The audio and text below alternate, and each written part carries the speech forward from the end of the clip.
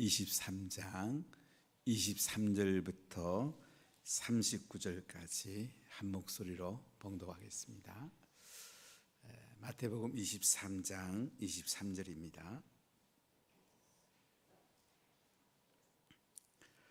화 있을진저 외식하는 서기관들과 바리새인들이여, 너희가 박하와 회향과 근체의 11조는 들이되 율법에 더 중요한 바 정의와 긍휼과 믿음은 버렸도다. 그러나 이것도 행하고 저것도 버리지 말아야 할지니라. 맹인된 인도자여, 하루살이는 걸러내고 낙타는 삼키는도다. 화 있을진저 외식하는 서기관들과 바리새인들이여, 잔과 대접의 겉은 깨끗이 하되 그 안에는 탐욕과 방탕으로 가득하게 하는도다. 눈먼 바리새인이여, 너는 먼저 안을 깨끗이 하라. 그리하면 겉도 깨끗하리라. 화 있을진저 외식하는 서기관들과 바리새인들이여, 회칠한 무덤 같으니 겉으로는 아름답게 보이나 그 안에는 죽은 사람의 뼈와 모든 더러운 것이 가득하도다. 이와 같이 너희도 겉으로는 사람에게 옳게 보이되 안으로는 외식과 불법이 가득하도다. 화 있을진저 외식하는 서기관들과 바리새인들이여, 너희는 선자들의 무덤을 만들고 의인들의 비석을 꾸미며 이르되, 만일 우리가 조상 때에 있었더라면 우리는 그들이 선자의 피를 흘리는데 참여하지 아니하였으리라 하니, 그러면 너희가 선자를 죽인 자의 자손임을 스스로 증명함이로다. 너희가 너희 조상의 분량을 채우라. 뱀들아, 독사의 새끼들아, 너희가 어떻게 지옥의 판결을 피하겠느냐. 그러므로 내가 너희에게 선자들과 지혜 있는 자들과 서기관들을 보내매 너희가 그 중에서 더러는 죽이거나 십자가에 못 박고 그 중에서 더러는 너희 해당에서 채찍질하고 이 동네에서 저 동네로 따라다니며 박해하리라. 그러므로 의인 아벨의 피로부터 성전과 제단 사이에서 너희가 죽인 바라카의 아들 사가랴의 피까지 땅 위에서 흘린 의로운 피가 다 너희에게 돌아가리라. 내가 진실로 너희에게 이르노니 이것이 다 이 세대에 돌아가리라. 예루살렘아, 예루살렘아, 선자들을 죽이고 내게 파송된 자들을 돌로 치는 자여, 암탉이 그 새끼를 날개아리에 모음같이 내가 내 자녀를 모으려 한 일이 몇 번이더냐. 그러나 너희가 원하지 아니하였도다. 보라, 너희 집이 황폐하여 버려진 바 되리라. 내가 너희에게 이르노니 이제부터 너희는 찬송하리로다. 주의 이름으로 오시는 이여 할 때까지 나를 보지 못하리라 하시니라. 아멘. 예수님은 산상에서 팔복을 말씀하심으로 천국을 선포하십니다. 팔복, 8가지 복을 우리에게 말씀해 주셨습니다. 우리가 예수님을 잘 믿으면 8가지 복을 받게 됩니다. 그러나 우리가 예수님을 잘 못 믿으면 우리가 이 복을 놓칠 수도 있습니다. 특별히 오늘 예수님은 바리새인들과 서기관들을 향해서 화 있을진저 7번 말씀하시는 것을 보게 됩니다.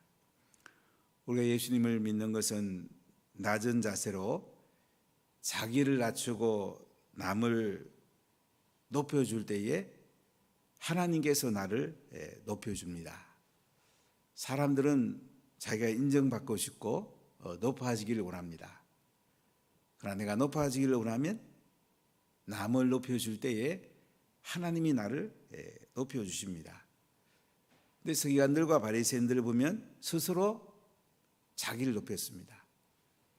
시장의회에서 기도하고 또 윗자리 앉기를 좋아하고 경문 테필린도 큰 거를 달고 다니고 자기들이 높아지기를 굉장히 원했습니다. 랍비 선생이라 칭함받기도 굉장히 원했습니다. 예수님은 서기관들과 바리새인들을 향해서 그들이 하나님 앞에 낮아지기를 원했습니다. 바리새인들은 굉장히 말씀대로 살려고 애를 썼습니다. 그들은 토라라는 성문법에다가 구전법 이것을 조항을 많이 만들어 가지고 실천하려고 했습니다. 너무 많이 실천 사항을 달아 가지고 자기들도 지키지 못했습니다. 오늘 예수님은 이 외식하는 말은 잘하는데 행동은 못 따르는 말과 행동이 다른 서기관들과 바리새인들을 향해서 7가지 화가 있다 이렇게 말을 합니다. 잠깐 살펴보면 13절에 화 있을 진저 외식하는 서기관들과 바리새인들이여 너희는 천국 문을 사람들 앞에서 닫고 너희도 들어가지 않고 들어가려 하는 자도 들어가지 못하게 하는도다. 이 사람들이 겉과 속이 다르니까 다른 사람들이 천국에 들어가는 문도 막았습니다. 우리 예수님을 잘 믿어야지. 이름은 예수 믿는 것 같은데 문의는 예수 믿는 것 같은데 삶이 엉망이면 다른 사람들을 천국 못 들어가게 하는 막는 역할을 할 수도 있습니다. 정말 우리는 예수님을 잘 믿어야 됩니다. 속과 겉이 같은 게 중요해요. 말하는 것과 행동하는 것이 일치되는 것이 우리의 삶에 너무 중요합니다. 두 번째 예수님이 화가 있다는 것은 15절에 보면 화 있을 진저 외식하는 서기관들과 바리새인들이여 너희는 교인 한 사람을 얻기 위해서 바다와 육지를 돌고 다니다가 생기면 너희보다 배나 더 지옥 자식이 되게 하는도다. 초대교회 같으면 유대인들 가운데 예수 믿는 사람들이 생겼고 또 이방인들 가운데 예수 믿는 사람들이 생깁니다. 그러면 서기관들과 바리새인들이 어떻게 하냐면 찾아가서 너희들이 할례 받아야 된다. 이렇게 해서 많이 율법을 강조하고 방해를 했습니다. 우리 예수님을 믿고 성령 받고 하늘의 은혜를 받는 것에 더 초점이 있는데 그들은 형식을 중요시 여겼습니다. 이렇게 하는 사람들은 화가 있다는 거예요. 세 번째는 16절에 화 있을 진저 눈먼 인도자여 너희가 말하되 누구든지 성전으로 맹세하면 아무 일 없거니와 성전의 금으로 맹세하면 지킬지라 하는도다. 이 맹세하는 거 하나님의 이름을 망령되이 일컫지 말라고 그랬는데 가령 성전으로 맹세하면 안 지키도 되고 성전의 금 고로반이라고도 하기도 하는데 이걸로 맹세하면 지켜야 된다. 또 20절에 보면 그러므로 제단으로 맹세하는 자는 제단과 그 위에 있는 모든 것으로 맹세하며 또 성전으로 맹세하는 자는 성전과 그 안에 계신 이로 맹세하며 또 하늘로 맹세하는 자는 하나님의 보좌와 그 위에 앉으신 이로 맹세하미로다. 아니 성전으로 맹세하는 것과 그 성전의 금으로 맹세하는 게 뭐가 다르냐? 제단으로 맹세하는 것과 예물로 맹세하는 게 뭐가 다르냐? 왜 이렇게 형식적으로 하려고 그러냐? 우리가 하나님 앞에 바로 서는 것이 너무 소중합니다. 할 수 있으면 맹세하지 말고 맹세하면 반드시 지켜야 된다는 거예요. 우리가 하나님 앞에 약속한 것들은 반드시 지켜야 됩니다. 그래야지 하나님께서 우리에게 은혜를 베푸십니다. 자, 오늘 그리고 네 번째 말씀은 이제 23절 같이 읽어볼까요? 화 있을 진저 외식하는 서기관들과 바리새인들이여 너희가 박하와 해향과 건채의 11조는 드리되 율법에 더 중한 바 정의와 긍휼과 믿음은 버렸도다. 그러나 이것도 행하고 저것도 버리지 말아야 할지니라. 11조는 바리새인들과 서기관들이 굉장히 중요시 여겼습니다. 8가지 화 있다고 하는 가운데 제일 중앙에 11조 이야기를 합니다. 11조 중요합니다. 구약의 11조를 보면 이제 세 종류가 있습니다. 레위인들을 위해 11조 드리고, 성전을 위해 11조 드리고, 3년에 한 번씩 구제에 11조를 드립니다. 그래서 구약에서 11조를 제대로 드린 사람들은 20% 정도를 하나님께 드렸습니다. 그런데 이 서기관과 바리새인들 아주 11조를 잘 드렸습니다. 구약에는 이제 짐승의 새끼를 낳으면 한 마리도 드리고, 10마리 중에 한 마리 하나님 거고, 그리고 농사 지으면 이제 곡식이라든지 채소의 11조를 드렸습니다. 그런데 이 서기관과 바리새인은 여기다가 박하와 해양과 건채의 11조, 이건 음식에 향을 내는 재료입니다. 이것까지 11조를 드린 거예요. 참 잘한 거죠. 그런데 예수님은 뭐라고 말씀하냐면, 율법에 더 중한 바 정의와 긍휼과 믿음은 버렸도다. 니들이 11조는 철저히 드린 거 참 잘했는데, 정의, 미스파트, 공정하게 사람들을 대하는 거, 긍휼, 헤세드, 사람들을 사랑하고 불쌍히 여기는 거, 믿음, 피스토스, 사람들을 신뢰해 주는 거, 이건 버렸다 이거예요. 예수님은 그러나 이것도 행하고 저것도 버리지 말아야 할지니라. 둘 다 해야 되는데 율법 중에 핵심되는 더 중요한 게 있다는 거예요. 그게 정의와 긍휼과 믿음이다. 이걸 행하면서 11조를 하나님 앞에 온전히 드리라, 이렇게 말씀을 합니다. 우리가 사업할 때에 돈을 많이 버는 건 참 소중합니다. 근데 더 중요한 것은 하나님 나라를 위해서 잘 쓰는 거, 이거 더 중요하죠.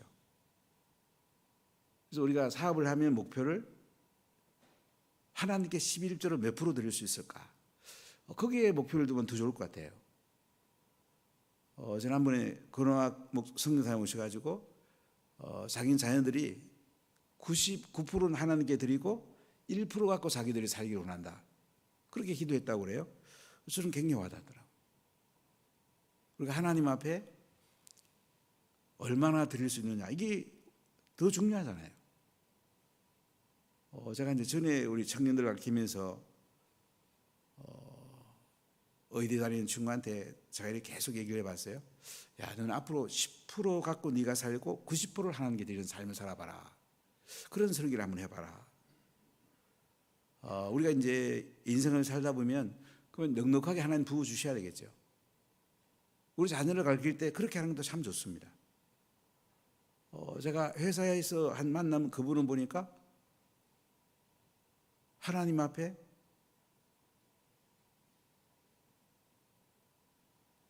(97%를) 드리고 3% 갖고 자기가 살아요.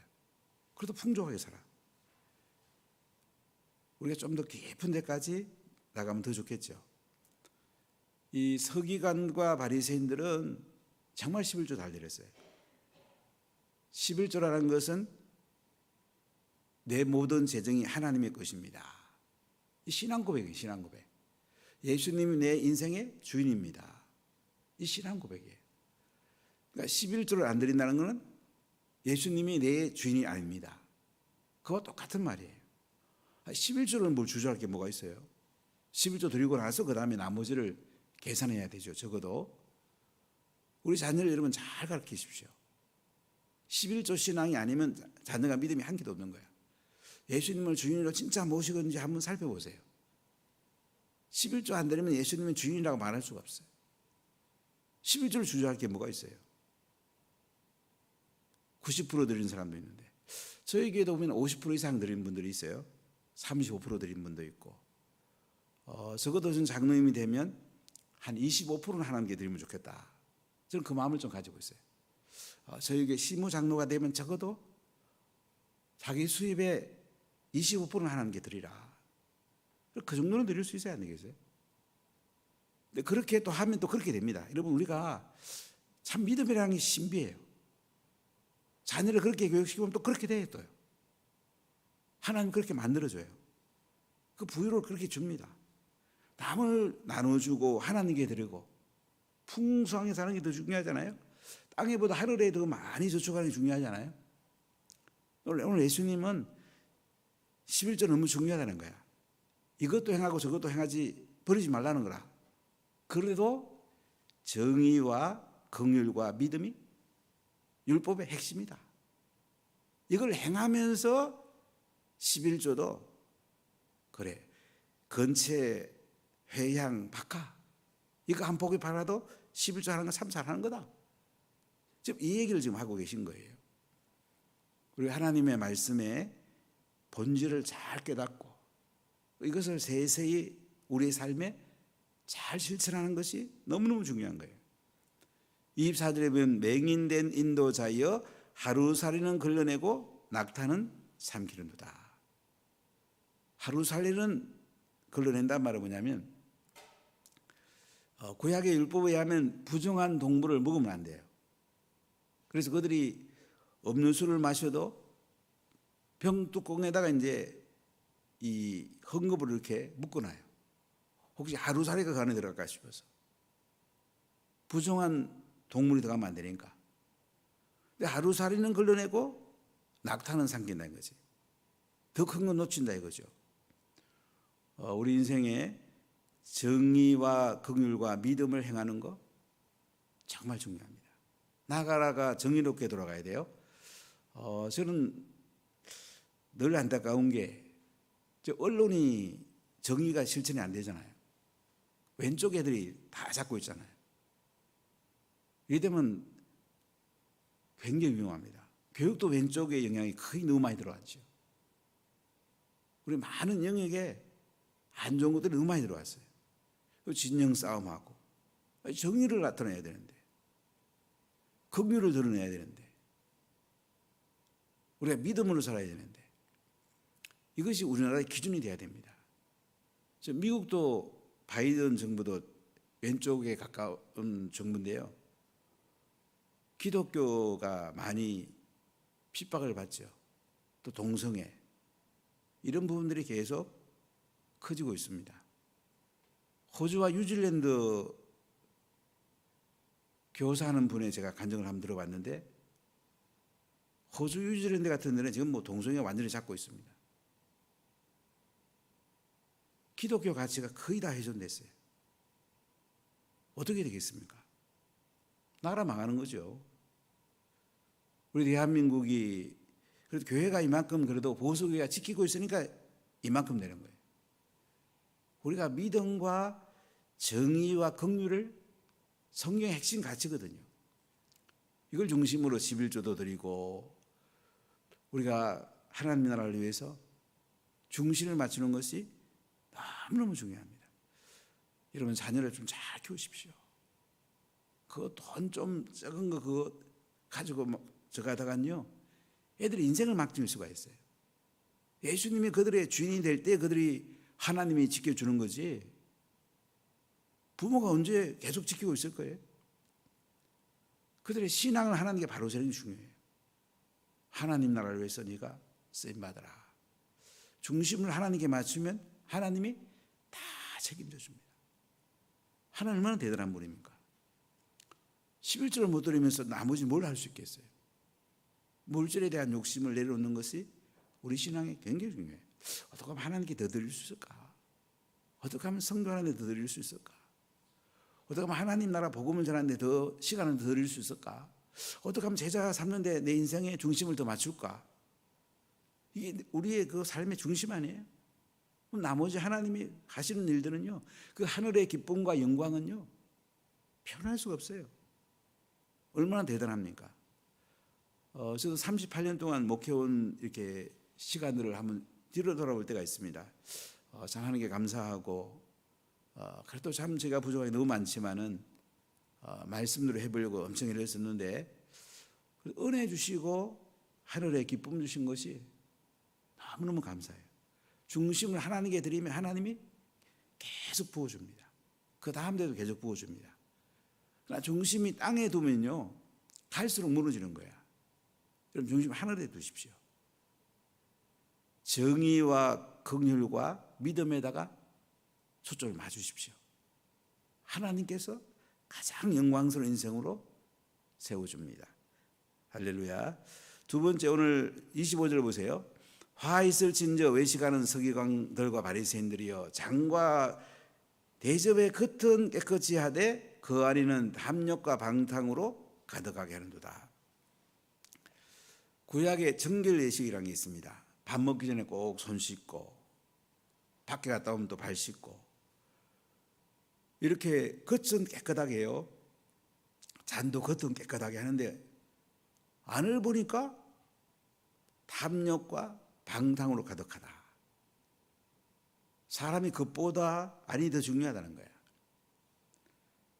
그러지 않아? 사람이 누가 봐주는가 하는 것보다도 내 마음에 성령의 기름 부음이 있는가, 내 가운데 하나님의 은혜가 있는가, 이 정말 중요한 거예요. 저는 이제 중학교 2학년 때 공부가 하고 싶었어요. 그래가지고 누가 깨워주는 사람이 없으니까 겨울에는 이불 안 덮고 자면 좀 일찍 일어날까 싶어서 이불 안 덮고 자기 운동도 해보고, 물을 또 많이 먹으면 또 일찍 일어날까 해서 물을 많이 먹고 또 자기도 해보고, 그러다가 어떤 사람이 큰 라디오를 하나 갖다 줬어요. 그 라디오가 이제 12시에 가고 5시에 이렇게 노래가 나오면서 이렇게 시작이 돼요. 그래서 그 라디오가 저게 굉장히 도움이 됐어요. 그래서 중학교 2학년 때부터 5시간씩 그렇게 12시에 자고 5시에 일어나고 하다 보니까 공부가 재밌어지더라고요. 제가 이제 무슨 말씀을 드리고 싶으냐면 우리 인생의 초점을 새벽기도에 한번 맞춰보세요. 새벽기도. 한 4시나 4시 반이 나면 새벽기도 나올 수 있잖아요. 저는 한 3시경에 보통 일어나요. 어제 저녁에는 이제 오늘 제 강의 있어서 1시 51분에 일어났는데 좀 일찍 일어나서 하루를 시작하는 거죠. 기도로 시작하는 거죠. 그리고 성령이 임하고 하나님의 은혜가 임하고 하늘의 삶이 풍성해지죠. 땅의 것을 자꾸 줄여야 돼. 겉의 것을 자꾸 줄여야 돼. 안의 것이 점점 더 깨끗해지는 게 안 좋아요? 26절을 보세요. 눈먼 바리새인이여 너는 먼저 안을 깨끗이 하라. 그리하면 그것도 깨끗하리라. 안을 깨끗하게 하랍니다. 그럼 그것도 깨끗해진대요. 자, 27절 볼까요? 화 있을 진저 외식하는 서기관들과 바리새인들이여 회칠한 무덤 같으니 겉으로는 아름답게 보이나 그 안에는 죽은 사람의 뼈와 모든 더러운 것이 가득하도다. 이스라엘 백성들은 이제 6월절이 되면요, 그 무덤의 그 입구나 이런 데다가 회를 칠합니다. 왜냐하면 혹시라도 6월절을 지키러 오던 사람이 시신을 만져가지고 6월절을 못 지킬까 싶어갖고, 시체를 만지면 부정하다고 구약은 그러거든요. 그럼 정결 예식하는데 일주일 걸리는 거예요. 6월절을 못 지킬 수도 있거든. 그래가지고 그 무덤 입구를 갖다가 회로 이렇게 발라놓습니다. 자, 그런데 보세요. 28절에 이와 같이 너희도 겉으로는 사람을 옳게 보이되 안으로는 외식과 불법이 가득하도다. 또 안이 깨끗한 또 얘기를 해요. 바리새인과 서기관들 니들은 외식과 불법이 가득하네. 겉으로는 사람들이 옳게 보려고 하는데 안은 왜 그래? 이 얘기를 지금 계속 예수님 말씀하죠. 우리가 안이 성령 충만, 안이 하나님의 은혜로, 안이 깨끗할 때에 그것도 깨끗해지는 거예요. 예수님은 안을 깨끗하게 하라고 강조합니다. 자, 29절 읽어볼까요? 화 있을 진저 외식하는 서기관들과 바리새인들이여 너희는 선지자들의 무덤을 만들고 의인들의 비석을 꾸미며 이르되 만일 우리가 조상 때에 있었더라면 우리는 그들이 선자의 피를 흘리는데 참여하지 아니하였으리라 하니. 자, 무슨 말씀이냐면 서기관들과 바리새인들이 선지자들의 무덤을 잘 만듭니다. 지금도 그 이스라엘에 가보면 옛날 선지자들의 무덤이 있어요. 주로 동굴에 있습니다. 한 분은 그 선지자의 무덤을 같이 가봤는데 아주 깊숙한 곳에 있더라고요. 나사로의 무덤을 가봐도 아주 그 한참 내려가야 됩니다. 동굴 속에 있어요. 이 무덤을 만듭니다. 의인들의 비석을 세우되 또 의인들 비석을 또 꾸밉니다. 근데 오늘 예수님께서 말씀하는 건 뭐냐면 만일 우리가 조상 때 있었더라면 우리는 그들의 선자의 피를 흘리는 데 참여하지 아니하였으리라. 이스라엘 백성의 조상들이 선자들을 죽였죠. 그런데 여기 있는 서기관들과 바리새인들은 우리는 선자의 피를 흘리지 않는데 참여했을 거다. 우리는 선자의 피를 흘리도록 그렇게 참여하지 않았을 거다. 이렇게 말을 해요. 그러니까 예수님이 뭐라고 하는지 볼까요? 31절 32절입니다. 그러면 너희가 선자를 죽인 자의 자손임을 스스로 증명하미로다. 너희가 너희 조상의 분량을 채우라. 그럼 너희가 선자의 그 죽인 자손임을 스스로 증명하는 거다. 니들이 그 자리에 있으면 선자의 피를 안 흘리게 할 거라고?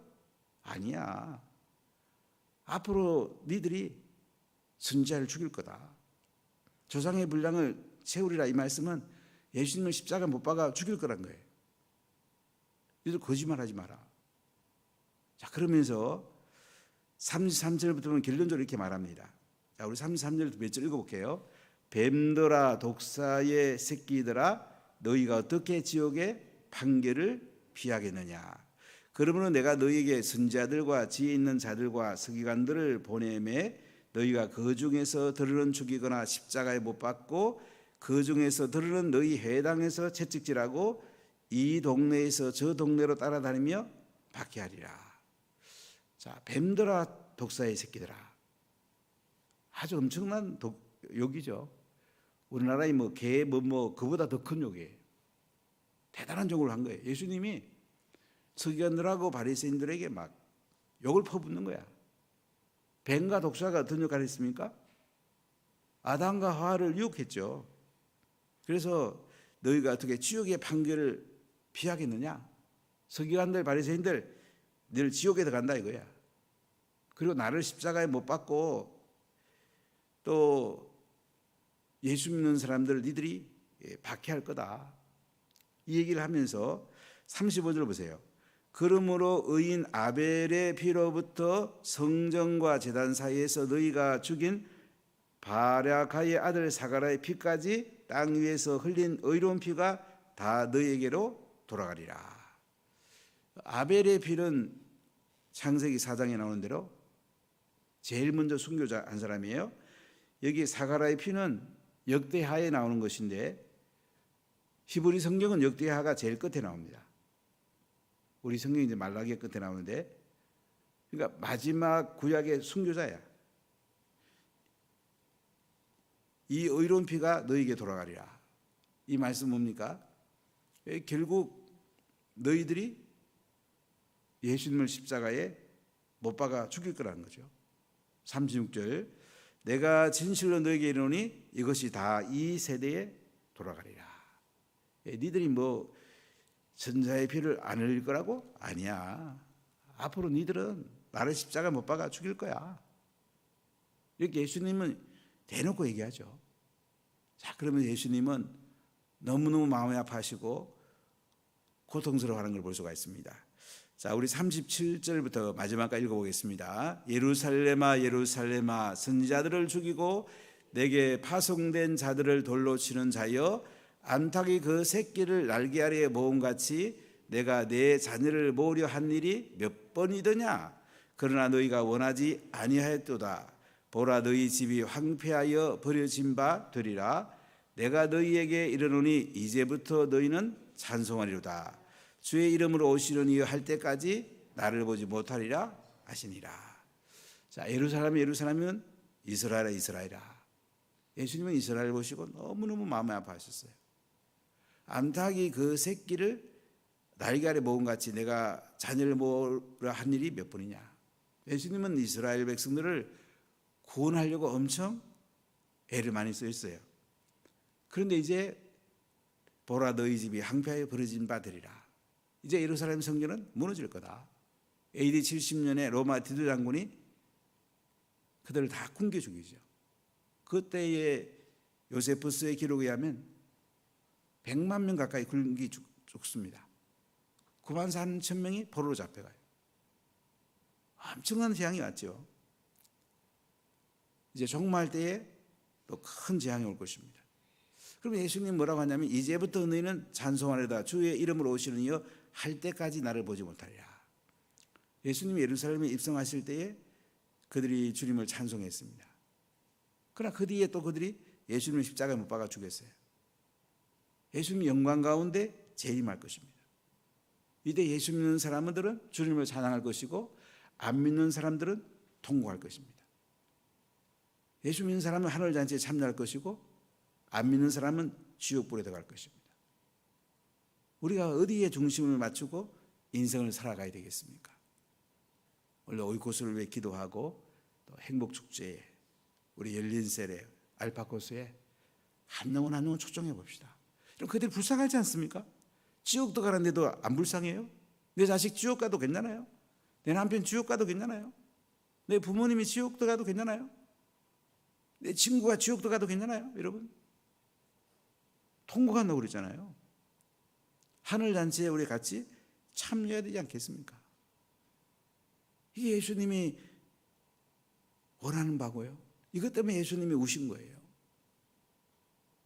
우리가 하늘잔치에 한 영혼 한 영혼 초청하도록 오늘도 기도하고 또 만나고 또 참 초청해 봅시다.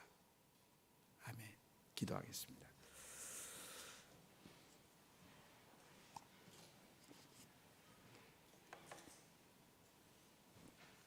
오늘 제가 대구의 내일교회에서 10시